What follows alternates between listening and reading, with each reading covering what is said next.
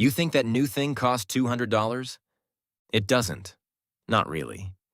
It costs a piece of your life that you are never ever getting back.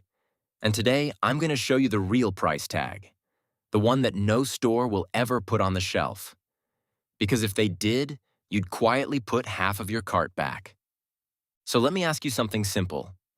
Where does your money actually come from?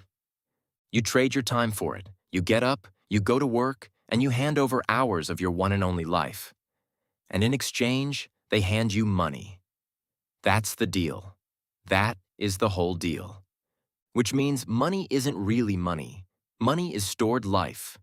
It's your hours, your mornings, your energy, all of it converted into little paper rectangles and numbers on a screen. Every single dollar in your account is a piece of your life that you already traded away to get. And once you truly see that, everything changes. Because it means every price tag you have ever looked at has been lying to you. That price tag says $60. But $60 is not the real cost.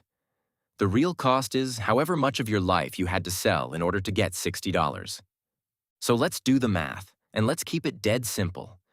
Say you take home $20 an hour after taxes. That $60 dinner? It's not $60. It is 3 hours of your life. 3 hours you spent at work that you are now setting on fire in one single meal. That $1,200 gadget you've been eyeing? At $20 an hour, that is 60 hours. That is a week and a half of your existence. A week and a half of mornings you are never getting back, traded for a slab of glass and metal that is going to feel old in a year. Now, I am not saying don't buy it. I am saying look at it. Look at what it actually costs in the only currency that has ever really mattered.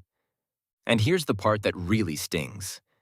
Your real hourly rate is almost certainly lower than the number on your paycheck, because that job doesn't just take the hours you're sitting at your desk.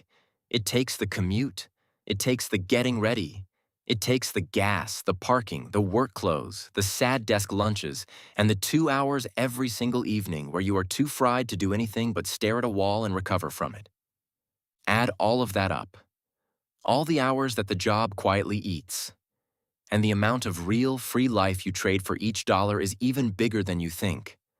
Which means every price tag, measured in hours, is even higher than the math I just did. You are paying more of your life than you realize.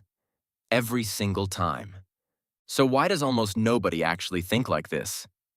Because money feels renewable. You can always earn more of it. You lose $100, you'll make it back next week. So we treat money as the thing we have to protect. But time is not renewable. You cannot earn more Tuesdays. There is no side hustle for getting your 20s back. Every hour you spend is gone, permanently, forever. And you don't even know how many of them you have left. We have it exactly backwards. We guard the money, which we can always replace, and we throw away the time, which we can never replace. And every careless purchase is us making that trade. Spending the one thing we can't get back to buy things we mostly forget we even own. And this is exactly why the whole world talks to you in dollars instead of hours. It's only $40. It's just $5 a month. Dollars sound small. Dollars sound cheap. $40 feels like nothing at all. But translate it. $40 at 20 an hour is 2 hours of your life. Is that impulse buy really worth 2 hours? Is that subscription you forgot you even had worth the hours it quietly costs you every single month, year after year after year? The store will never, ever show you that number. The price tag is always in dollars, never in hours. That is the trick. That is the whole trick.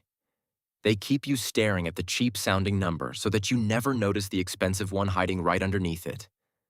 Real quick, if this is completely rewiring how you look at a price tag right now, do me a fast favor and hit that like button. It genuinely helps this little paper channel reach more people. And hit subscribe if you want money explained in a way that actually sticks. All right, here's what you do with all of this. From now on, before you buy anything that isn't tiny, you do 1 2-second conversion. You take the price, you divide it by what you actually make per hour, and you get the real cost. The cost in hours of your life. And then you ask yourself the only question that has ever really mattered. Is this thing worth that many hours of my life? And sometimes, and this part is important, the answer is a big, happy yes. The trip with people you love? Worth every single hour. The tool that saves you time or genuinely makes you better at something? Worth it. This was never about becoming a miser who never enjoys anything. It is the exact opposite. Because once you can actually see the hours, you stop bleeding them on the stuff that doesn't matter. The impulse buys, the gadgets you use twice, the 5 subscriptions silently eating your Tuesdays, the stuff you bought to impress people you don't even really like. You cut all of it. Not out of guilt, but because you can finally see the real price. And that frees up enormous chunks of your life to spend on the things you will actually remember. That is what frugal really means. It was never about deprivation. It is about refusing to trade your precious hours for junk so that you get to keep them for what truly matters. And here is the beautiful part. The part that ties this whole channel together. Every dollar that you don't waste and instead save and invest, that is not just money in an account. That is hours of your life that you are buying back. Because when you invest that money, it goes off to work and it earns for you without you having to trade a single hour. And if you do that for long enough, one day your money is generating enough all on its own that you don't have to sell your hours anymore. You don't have to go trade your mornings for dollars because your past savings are quietly doing it for you. That is what financial freedom actually is. It is not yachts. It is not a big number to brag about. It is owning your own hours again. It is waking up and having every single hour of that day belong to you. Because you spent years quietly buying them back, one smart decision at a time. So here is what I want you to do. The next time you're about to buy something, and you see that price, ignore the dollars for just 1 second. See the hours. See the actual pieces of your life sitting right there on the price tag. And then decide, on purpose, whether this thing is really worth trading a slice of your one short, unrepeatable life for. Spend your money carefully, sure.